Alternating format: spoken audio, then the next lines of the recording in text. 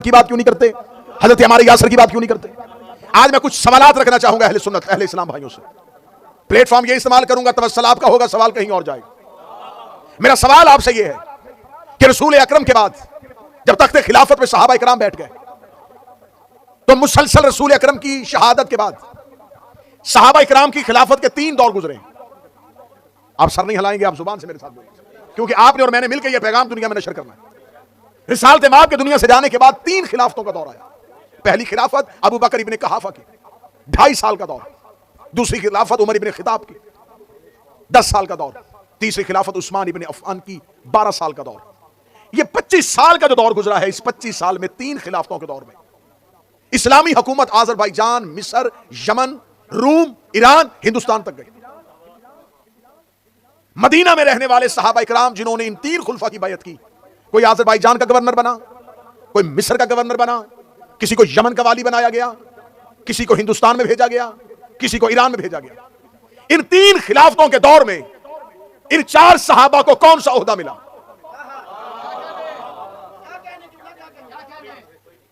میں یہ سوال رکھوں گا تو لوگ حقیقت تک پہنچیں گے.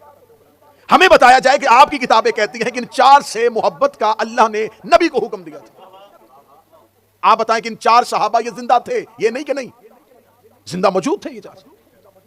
حضرت ابو ذر غفاری 31 ہجری کو شہادت ہے ان کی، 33 ہجری کو حضرت مقداد کی ہے، 36 ہجری کو حضرت سلمان کی ہے، 37 ہجری کو حضرت عمار یاسر کی ہے جنگ صفین میں. 37 ہجری تک یہ 4 صحابہ، 31، 33، 36 اور 37، یہ 4 صحابہ زندہ موجود تھے. انہیں کوئی اعلیٰ عہدہ کیوں نہیں ملا؟ بنی امیہ کے گھر کے افراد تو عہدوں میں بیٹھ جائیں اور حضرت ابو ذر کو کسی جگہ کا عہدہ نہ ملے.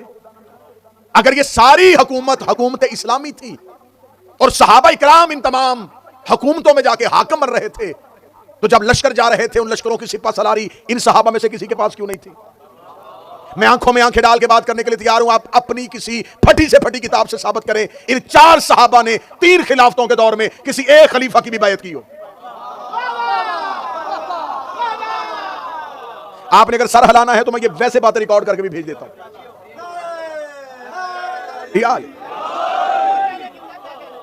یہ حقائق تو ہم گاہے بگاہے نشر کرتے رہتے ہیں، لیکن میں اس پلیٹ فارم کو استعمال کر رہا ہوں کہ آپ ہمیں بتائیں ان 4 صحابہ نے کسی ایک 3 خلافتوں کے دور میں کسی ایک خلیفہ کی بیعت کی ہو. ابو ذر نے پہلے خلیفہ کی بیعت کی ہو، سلمان نے دوسرے خلیفہ کی بیعت کی ہو. 3 خلفاء کی بیعت ان 4 صحابہ نے نہیں کی. معیار بنا لیتے ان 4 کو.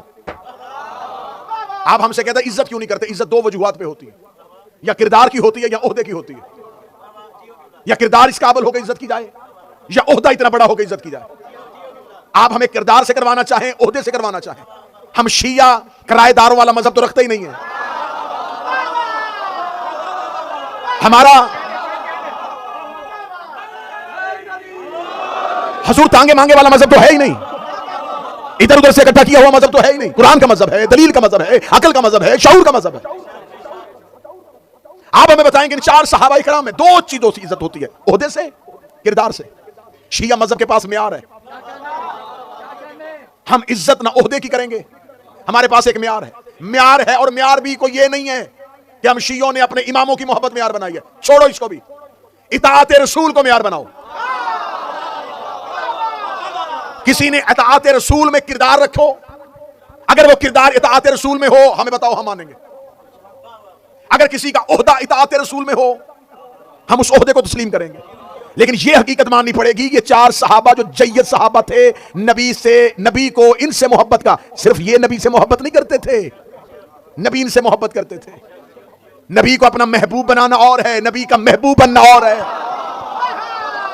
یہ محبوب پیغمبر لوگ تھے، یہ نبی ان سے محبت کرتے تھے، جن سے نبی محبت کرتے تھے. یہ 4 کے 4 جید صحابہ اکرام زندہ تھے. انہیں کسی ملک کا عہدہ نہیں دیا گیا، انہیں کہیں حاکم نہیں بنایا گیا، انہیں کہیں سپہ سالار نہیں بنایا گیا، ان کی کمانڈری میں کہیں لشکر نہیں بھیجا گیا، یہ کسی میدان جنگ میں نہیں گئے. فتح ایران کی ہوتی رہی، فتح روم کی ہوتی رہی. تمہاری حکومت ایران تک پھیل گئی، تمہاری حکومت یمن تک پھیل گئی. آج تم بتاتے ہو فلاں نے اتنا قبضہ کر لیا تھا، فلاں کی مملکت یہاں تک چلی گئی تھی، فلاں نے اسلام کو یہاں تک پھیلا دیا تھا. مجھے بتاؤ اسلام جہاں تک بھی پھیلا، ان 4 میں سے کون اس مملکت کا حصہ دار بنا تھا؟ کون اس حکومت کا حصہ دار بنا تھا؟ تیرے پاس 2 گلیاں چھوڑ رہا ہو، اپنی مرضی کی گلی میں داخل ہو جا. یا یہ 4 اس اہل نہیں تھے کہ انہیں حکومت ملے، یا حکومت اس اہل نہیں تھی یا اسے قبول کرے.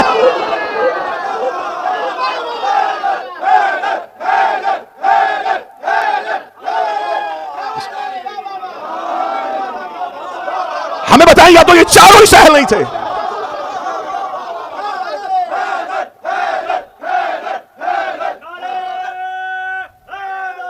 یا تو ہمیں بتائیں یا ہمیں قرآن کے حاشیے پہ اپنے کسی ذمہ دار سے لکھوا کے دو.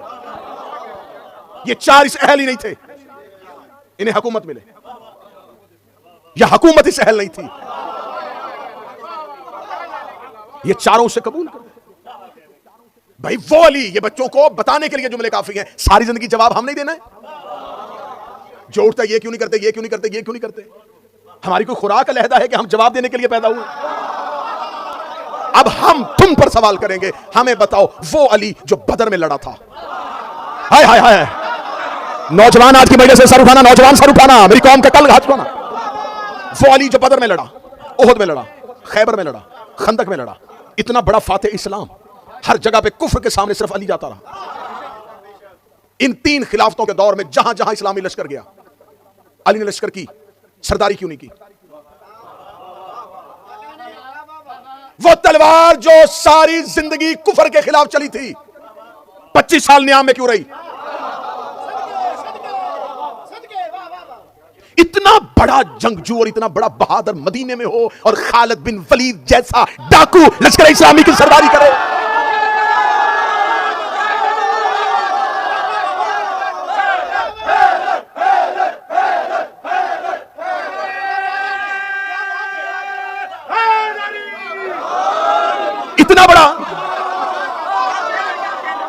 اتنا بڑا فاتح اسلام مدینے میں ہو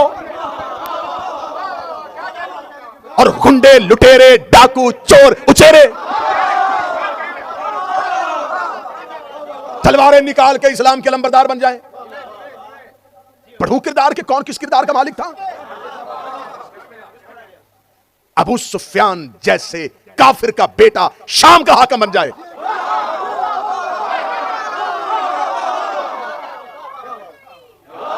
رسول کے چچا حمزہ کا کلیجہ چبانے والی کا بیٹا مملکت اسلامیہ کا سربراہ بن جائے اور علی مدینے میں ہو. 3 خلافتوں کے دور میں علی کو کسی لشکر کی سپہ سالاری کیوں نہیں دی گئی؟ یا پھر مانو کہ دی تھی اور علی نے لی نہیں؟ اگر علی کو لڑنا نہیں آتا تھا تو بدر میں رسول نے کیوں لڑوایا؟ ہمیں ثابت کرو کہ مولا امیر المومنین نے ان خلافتوں کے دور میں لشکر اسلامی کو لیڈ کیا. نہیں گئے, علی مدینے میں رہے. ہاں علی آتے تھے منظر عام پہ.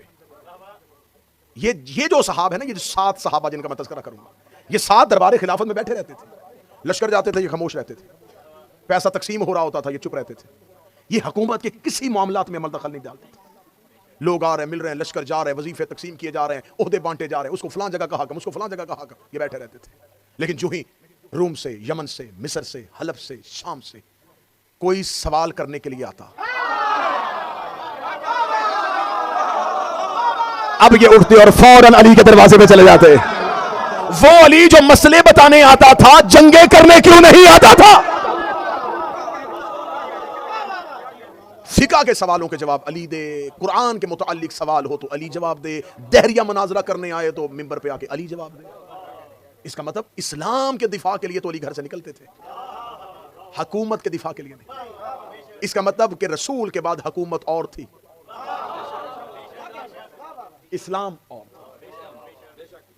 یہ ہیں تلخ باتیں لیکن یہ اتریں گی کلیجے میں. کیا آپ ہمیں بتائیں کہ امیر المومنین, چلے علی کو چھوڑیں, کیا اولاد ابو طالب مدینے میں موجود نہیں تھی؟ اولاد عقیل موجود تھی. یہ اتنے بڑا خاندان بنی ہاشم کا, ان کا کوئی فرد کسی بھی اعلیٰ عہدے پہ کیوں نہیں گیا؟ امام حسن نے کسی لشکر کی سرداری کی, حسین نے کسی لشکر کی سرداری کی. 3 خلافتوں کے دور میں نہ یہ 4 اصحاب جن کی میں بات کر رہا ہوں, نہ ہی اہل بیت علیہم السلام میں سے. آج یہ جو نعرہ بلند کیا جاتا ہے نا, ایک حدیث ہے جس کا کوئی سر پیر نہیں ہے, سند نہیں ہے اس کی, قول کوئی اتنا معتبر نہیں ہے, لیکن مشہور اتنا ہے, شہرت اتنی پا گیا ہے کہ سب اب اس کو تسلیم کرتے ہیں کہ رسول نے فرمایا تھا میرے اصحاب ستاروں کی مانند ہیں, ان میں سے جس کی چاہے پیروی کرو ہدایت پا جاؤ. یہ حدیث مشہور کی گئی, یہ مسجدوں میں بڑی واضح لکھی ہوتی ہے, مدرسوں میں لکھی ہوتی ہے, کتابوں کا ٹائٹل اس حدیث سے شروع ہوتا ہے, الصحابہ النجوم, صحابہ ستاروں کی مانند. ہمارے ایک بہت جید عالم دین تھے، ہندوستان سے ان کا تعلق تھا، کولکتہ سے، مولانا سبط حسن صاحب. ابوالکلام آزاد کا دور تھا. ابوالکلام آزاد نے ایک تحریر لکھی، اس میں اس نے لکھا کہ رسول کی حدیث ہے کہ صحابہ ستاروں کی مانند ہے، اور رسول کی حدیث ہے کہ میری اہل بیت کشتی ہے. اس نے کہا کشتی جب بھی چلتی ہے ستاروں کو دیکھ کے چلتی ہے. رسول اکرم نے فرمایا تھا کہ مثل اہل بیتی کا مثل سفینۃ، میری اہل بیت کی مثال کشتی کی ہے. تو کشتی جب بھی چلتی ہے ستاروں کو ہدایت لیتی ہے، ستاروں کی پیروی میں چلتی ہے. تو اہل بیت اور اصحاب کا وہی رشتہ ہے جو کشتی کا ستاروں سے ہوتا ہے. ابوالکلام آزاد نے یہ تحریر لکھی، یہ تحریر ہندوستان میں آرٹیکل بن کے چھپ گئی. مولانا سبط حسن نے اگلے دن تحریر کا جواب دیا. انہوں نے کہا ابوالکلام آزاد تو نے انصاف نہیں کیا، اہل بیت کی مثال کشتی نوح کی مانند ہے، اور نوح کی کشتی جب نکلی تھی آسمان سے بارش کا پانی آ رہا تھا، اور جب آسمان پہ بادل ہو ستارے نہیں ہوتے.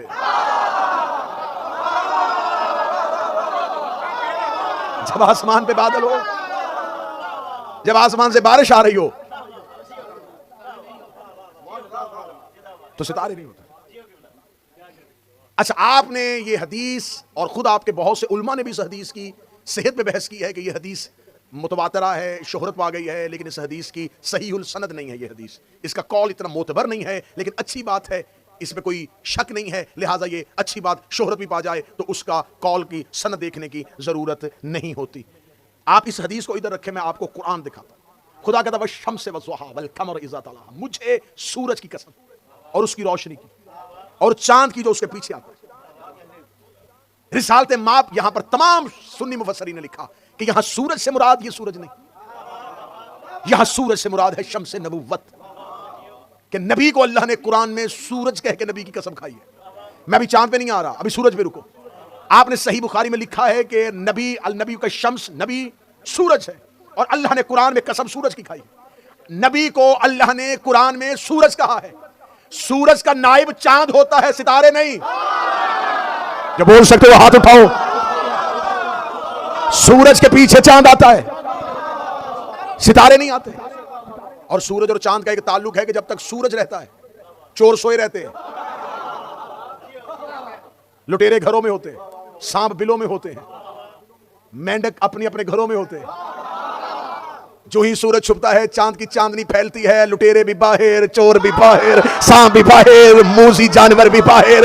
نبوت سورج ہے، امامت چاند ہے. نبوت کا دور تھا، سارے خاموش رہے. ادھر علی کا دور آیا، سانپ بھی باہر، بچھو بھی باہر.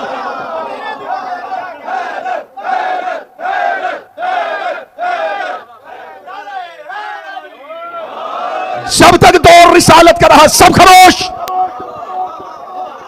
کیوں؟ سورج کا دور تھا.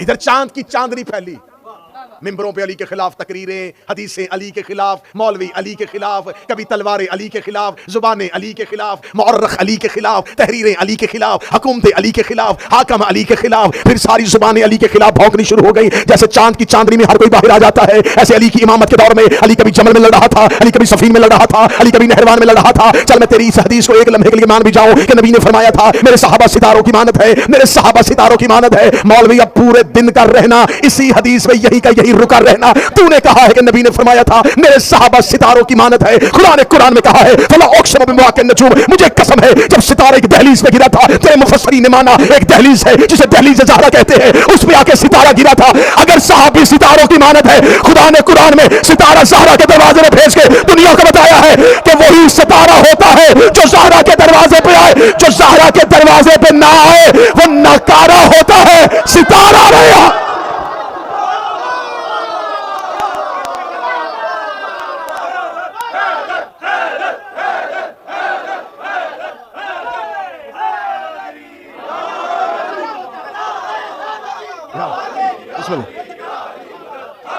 ستارہ وہی ہے جو دہلیز زہرا پہ آیا.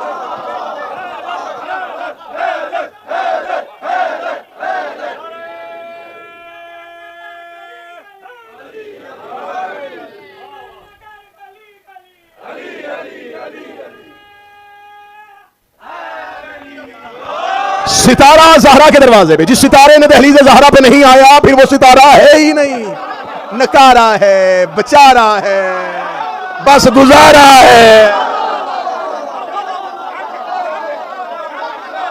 کہہ دوں اگلا جملہ، کہوں رک گیا تھا، نکارا ہے، بیچارہ ہے، ہاتھ نیچے نہ کرنا، آوارہ ہے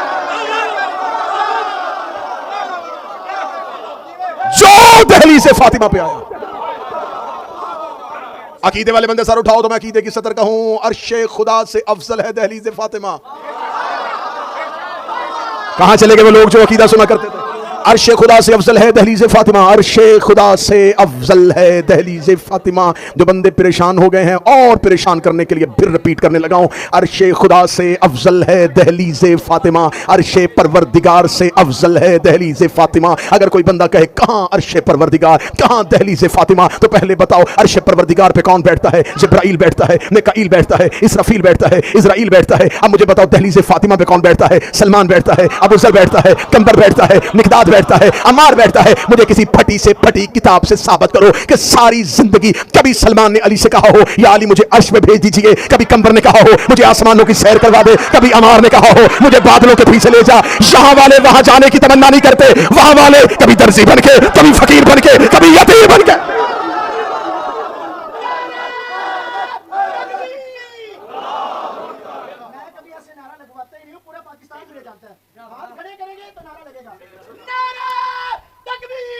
اللہ اکبر۔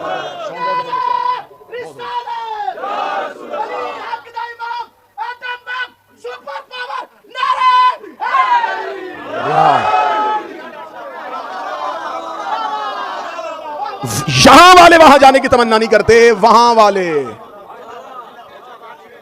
یہاں آنے کی تمنا کرتے۔ دہلیز فاطمہ باب اللہ ہے۔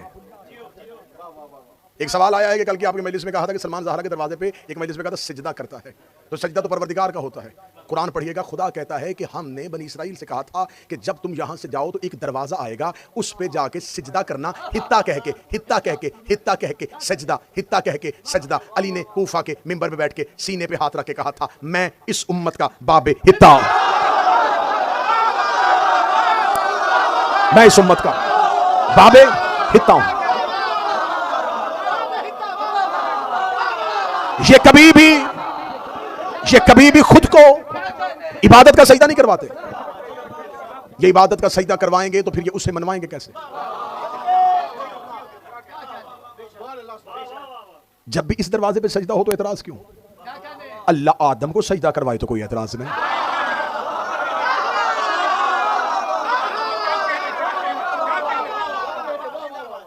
تو آپ کس کو سجدہ کرتے ہیں؟ اللہ کو۔ تو منہ کدھر کرتے ہیں؟ کعبہ کی طرف۔ تو مشرق بھی اللہ کی ہے، مغرب کی اللہ کی ہے۔ ادھر منہ کر کے نماز پڑھ لو، ادھر منہ کر کے نماز پڑھ لو، رخ قبلہ کی طرف کیوں؟ کہتے ہیں وہ اللہ کا گھر ہے، لہٰذا اللہ کو سجدہ کرنے کے لیے کسی ایک قبلے کا تعین کرنا ضروری ہوتا ہے۔ سجدہ پروردگار کو بھی کرو تو ذہن میں ایک قبلہ ہوتا ہے۔ چلے میں اہل سنت کتابوں سے ثابت کرنے کے لیے تیار ہوں کہ رسالت مآب جب مکہ میں رہتے تھے تو رسالت مآب ہر صبح سب سے پہلے اللہ کے دروازے پہ جاتے اور شام کو گھر جانے سے پہلے بھی اللہ کے دروازے پہ جاتے۔ اگر مکہ سے باہر نکلتے تو جانے سے پہلے اللہ کے دروازے پہ جاتے اور جب واپس آتے تو اپنے گھر جانے سے پہلے اللہ کے دروازے پہ جاتے، کیونکہ اللہ کے گھر سے رسول کو پیار تھا، یہ اس کا رسول تھا، وہ اس کا گھر تھا۔ رسول جتنی دیر مکہ میں رہے رسول بیت اللہ کی عزت بتاتے رہے، صبح بھی دروازے پہ، شام کو بھی دروازے پہ، سفر میں جانے سے پہلے دروازے پہ، سفر میں واپس آنے سے پہلے آتے دروازے پہ۔ رسول نے مکہ چھوڑا، رسول مدینہ چلے گئے۔ مدینہ اور مکہ کو اتنا فاصلہ تو تھا ہی نہیں۔ رسول جب مدینہ چلے گئے، رسول مدینہ کی اونچی پہاڑیوں پہ کھڑے ہو کے مکہ کی پہاڑیوں کو دیکھا کرتے تھے۔ رسول کی آنکھوں میں آنسو آئے۔ ایک دن جبرائیل آیا، فرمایا اللہ کہتا ہے میں تم سے بڑا پیار کرتا ہوں، میں تیرے بڑے لاڈ کرتا ہوں، میں تیرے بڑے ناز کرتا ہوں، مجھے تیرے آنسو برداشت نہیں ہے، مجھے بتا تو رویا کیوں ہے؟ فرمایا یا اللہ تیرے گھر کی یاد آتی ہے، پہلے مکہ میں ہوتا تھا، تیرے دروازے پہ جاتا تھا، تیرے دروازے سے آتا تھا، تیرے دروازے سے میری محبت تھی، تیرے گھر سے میرا بڑا پیار تھا۔ آواز پروردگار ہے میرا محمد آج کے بعد پریشان نہ ہونا، جیسے تو مکہ میں میرے دروازے پہ جایا کرتا تھا نا، مدینے میں زہرا کے دروازے پہ جایا۔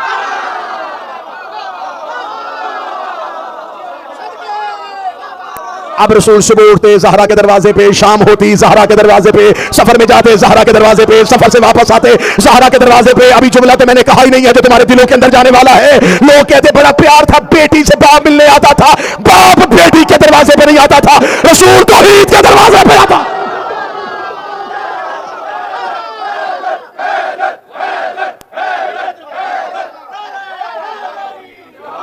زہرا کا دروازہ زمین پہ باب اللہ ہے، اللہ کا دروازہ ہے، اللہ تک پہنچنے کا دروازہ ہے زہرا کا دروازہ۔ خدا کی قسم وہ خطیب نہیں ہوتا جو مجلس پڑھنی جانتا اور چہرے پڑھنے نہ جانتا. مجھے تہذیب ممبری سے بات کی اجازت نہیں دیتا، ورنہ میں انگلی اٹھا کے بندوں کے چہروں کو اشارہ کر کے کہتا یہ بندہ اتنے پرسنٹ پریشان ہوا ہے. آداب ممبر مجھے اجازت نہیں دے رہا، تہذیب عزاداری کی اجازت نہیں دیتی، ورنہ میں انگلی کا اشارہ کر کے کہتا کہ یہ بھائی یہ بھائی یہ بھائی یہ بھائی، میں ایسے اشارے کر کے بتا دیتا. میری آنکھیں ہر چہرہ پڑھ رہی ہیں. چلو میں تمہاری تسلی کے لیے کہہ دیتا ہوں، اگر آپ کے حلق کے نیچے سے یہ بات نہیں اتر رہی کہ زہرا کا دروازہ اللہ کے گھر کا دروازہ کیسے ہو سکتا ہے، تو جب سب کے دروازے بند ہوئے تھے علی کا کیوں نہیں بند ہوا؟ علی کا دروازہ کیوں نہیں بند ہوا؟ علی کا دروازہ کیوں نہیں بند ہوا؟ صحابہ نے کہا تھا یا رسول اللہ ہمارے دروازے بند کروا دیے، علی کا دروازہ کھلا ہے. فرمایا علی کا گھر ویسا ہی ہے جیسے مسجد میں اللہ کا گھر. علی کا گھر بھی ایسا ہی ہے جیسے اللہ کا گھر ہے. علی کا گھر بھی ایسا ہی ہے. بسم اللہ.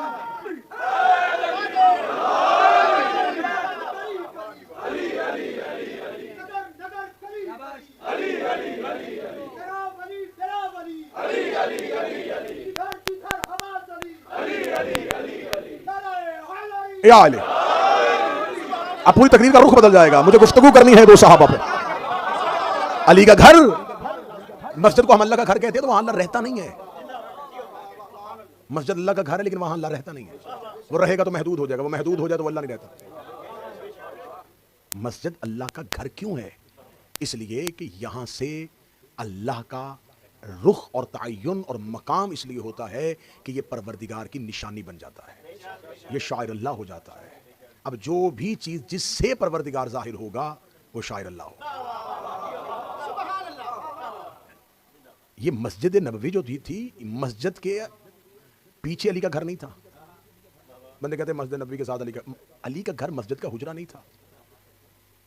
علی کا گھر مسجد میں نہیں تھا.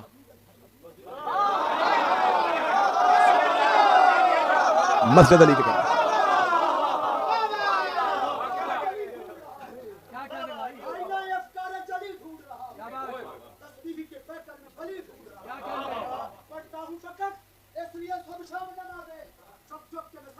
علی ڈھونگ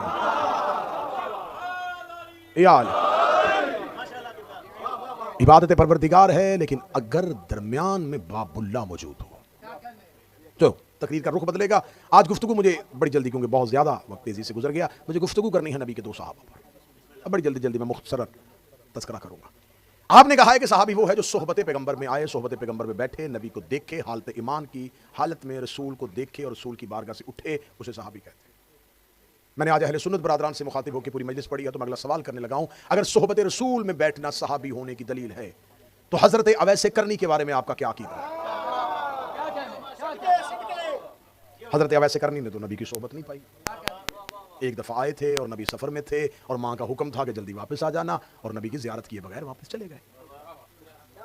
اور نبی نے انہیں سلام بھیجا تھا. واپس آ کے نبی نے کہا تھا میرے صحابہ آج مدینے میں کون آیا تھا؟ یا رسول اللہ مدینہ شہر ہے، لوگ آتے جاتے ہیں. فرمایا نہیں، آج کون آیا تھا؟ یا رسول اللہ بہت سے لوگ آئے تھے. فرمایا میں پوچھ رہا ہوں کہ آج کون آیا تھا؟ یا رسول اللہ اگر آپ کسی مخصوص کی بات کر رہے ہیں تو ایک خاص، تو ایک کرن کا رہنے والا ایک شخص آیا تھا، آپ سے ملنا چاہتا تھا. ہم نے کہا کہ نبی نہیں ہے، وہ چلا گیا. فرمایا مجھے کرن سے جنت کی خوشبو آ رہی ہے.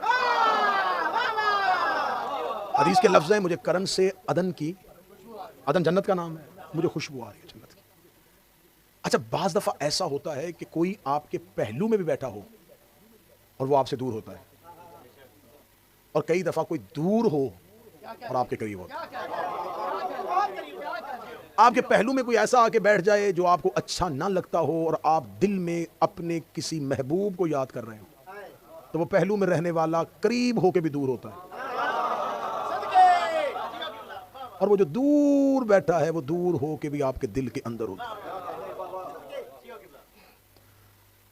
خوبصورت منظر ہو، ندیاں بہہ رہی ہوں، آبشاریں گر رہی ہوں، اور پھول کھل رہے ہوں، اور درخت پھلوں سے لدے ہوئے ہوں، اتنے خوبصورت منظر میں آپ کے ساتھ وہ ہو جس سے آپ کو بڑی نفرت ہو. اب مجھے بتائیں کہ یہ منظر آپ کو کوئی کسی قسم کا اٹریکٹ کرے گا؟ آپ جنگل میں آپ کے پہلو میں وہ ہو جس سے آپ کی بڑی محبت ہو. یہی وجہ ہے کہ چلے میں آپ کو آسان کرنے کے لیے بتا دیتا ہوں. آپ جنت میں ہو اور علی نہ ہو،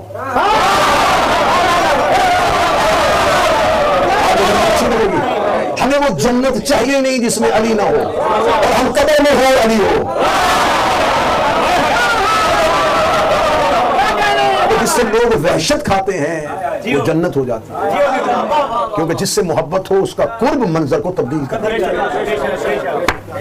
اویس قرب میں نہیں تھا، نبی کے دل میں تھا۔ صحبت پیغمبر کو نہیں پایا، بچوں کو سمجھانے کے لیے اویس کرنی کیا صحابی تھا، کیا معیار تھا حضرت اویس کرنی کا۔ حضرت اویس کرنی جب رسول کے بعد پھر آ گئے تھے مدینہ میں، تو ایک صحابی نے پوچھا تھا اویس کرنی سے، اویس تم نے کبھی نبی کی زیارت نہیں کی تھی؟ ہم نے تو بڑی دفعہ زیارت کی تھی نبی کی۔ جب اویس کرنی نے اس کی طرف دیکھ کے کہا تو نے نبی کی زیارت کی ہے؟ کہتا بہت دفعہ کی ہے۔ کہتا مجھے بتا کہ نبی کے دونوں ابرو آپس میں ملے ہوئے تھے یا علیحدہ تھے؟ کتاب کے جملے ہیں کہ صحابی نے کہا ہم نے اتنے غور سے کبھی دیکھا نہیں۔ اویس نے کہا میں تمہیں بتاتا ہوں کہ نبی کے ابرو ملے ہوئے تھے۔ اویس تم نے دیکھا نہیں، فرمایا تم ان آنکھوں سے نبی دیکھ رہے تھے، میں اس آنکھ سے۔ یہ ہے محبت اویس۔ اب میرا اہل سنت بھائی، جس اویس کو صحبت نہ پا کے نبی نے اتنا اعزاز دیا، آپ ہمیں بتائیں اس اویس نے جنگ صفین میں کس کے لشکر میں کس کا ساتھ دیا؟ حضرت اویس کرنی اتنا بڑا نمازی تھا کہ یہ پوری رات قیام میں رہتے تھے، اگلی رات رکوع میں رہتے، اس سے اگلی رات سجدے میں رہتے، پوری رات کا قیام کرتے تھے، پوری رات کا رکوع کرتے تھے، پوری رات کا سجدہ کرتے تھے۔ اتنا بڑا یہ اللہ کا نمازی اور نبی کا عاشق تھا۔ پوری رات قیام کرنے کے بعد جب سورج طلوع ہونے لگتا رو کے کہتا میرے اللہ معاف کر دینا، تیری رات چھوٹی تھی، میری عبادت مکمل نہیں۔ اگلی رات کا رکوع کرتا اور اگلی رات کا سجدہ کرتا۔ اتنا بڑا عبادت گزار نبی کا یہ صحابی۔ جب امیر المومنین صفین کے میدان میں گئے تو امیر المومنین جب صفین میں پہنچے تو امیر المومنین نے حضرت عبداللہ ابن عباس سے کہا، کوفہ کے قریب، کوفہ اور وسط ایک شہر ہے، اس کے درمیان میں ایک جگہ منزل ذی وقا۔ علی نے فرمایا کہ عبداللہ ابن عباس وہاں سے 1000 کا لشکر علی کی نصرت کے لیے آئے گا۔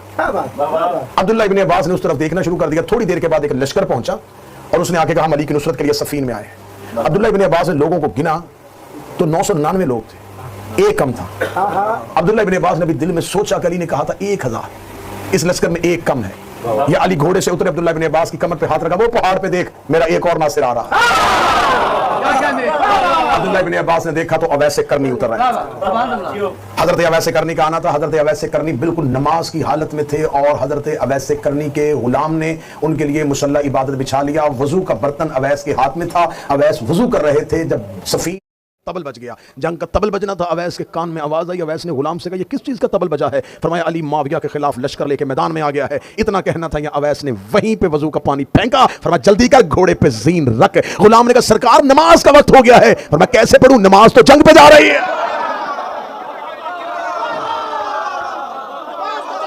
نماز تو جنگ میں جا رہی ہے۔ صفین میں حیات طیبہ کتنی تھی اس نبی کے بوڑھے صحابی کی؟ 91 سال، 91 91 سال کا بوڑھا صحابی کھڑا ہو گیا تھا صفین میں آگے سامنے، لشکر کے درمیان میں آگے کھڑا ہوا تھا۔ میری کوشش تھی کہ آج حضرت اویس اور حضرت عمار یاسر پہ بات ہوتی، وقت زیادہ بیت گیا، انشاءاللہ کل حضرت عمار یاسر پہ بات ہوگی، مقداد پہ بات ہوگی، مالک اشتر پہ بات ہوگی، محمد بن ابی بکر پہ بات ہوگی۔ ہم بتائیں گے کہ ہم کن کو مانتے ہیں۔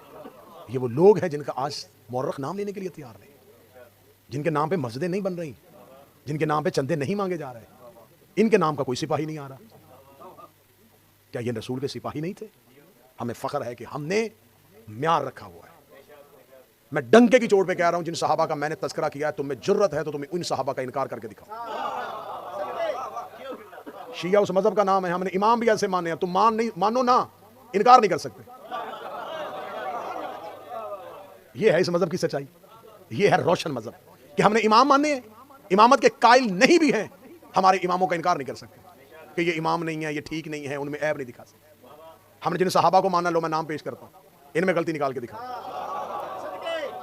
بھائی ہم عقیدے میں منافقت والے لوگ ہی نہیں ہیں، ہم بڑے کھرے لوگ ہیں، ہم بڑے سچے لوگ ہیں۔ آپ اپنے لے کے آؤ، ہم اپنے لے کے آتے ہیں، آپ لکھ کے دو کہ آپ انہیں نہیں مانتے، ہم بتا دیں گے کہ ہم انہیں نہیں مانتے، ہم کہہ سکتے ہیں۔ تو یہ غلط بات ہے کہ آپ اتحاد کی آڑ میں ہم آپ کو اپنا عقیدہ نہیں بیچنے دیں گے۔ شیعہ مذہب میں کچھ لوگوں کو تھوڑی مجبوری بن گئی ہے نا، تو مجبوری بن گئی تو بھائی ادھر جاؤ۔ ہم ممبر پہ آ کے تقریر کرتے ہیں، ہمارے خلاف تقریر شروع ہو جاتی، نہیں چاہیے، یہ ایسی باتیں نہ کیا کریں، قوم میں تفرقہ پیدا ہو رہا ہے۔ تو پھر رسول کو کہنا تھا کہ غدیر میں اعلان نہ کرتا.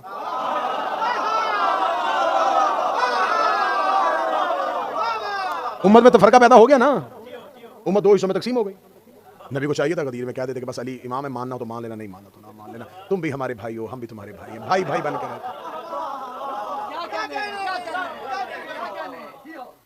لیکن یہ نہیں ہونے, 2 نمبری نہیں کرنی آپ نے. آپ یہاں ادھر جائیں. شیعت درمیانے رستے کا نام نہیں ہے.